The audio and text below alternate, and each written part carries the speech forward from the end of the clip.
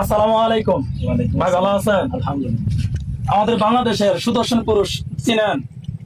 নামটা সঠিক খেয়াল আসতেছে না, তবে সম্ভবত মনে হয় এডলব খান না কি জানি খান। না রে ভাই, আসলে এডলভ খান না এটা। এই এডলভ খানকে বাংলাদেশে চিনা হ্যাঁ। কোনো কায়দাই নাই।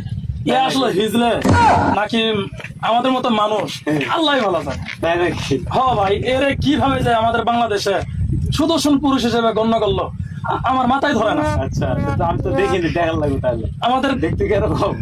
এ তো পুরো একটা হিজলার মতো। তাই নাকি? এ আমাদের মতো মানুষ নাকি হিজলা আসলে চিনা কোনো কায়দা নাই। একমাত্র চিনতে হইলে একমাত্র অন্য কোনো ব্যবস্থা ছাড়া আর কোনো কায়দা নাই। দাড়ি নাই।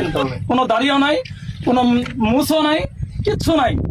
সে সুদর্শন পুরুষ কেমন হয়?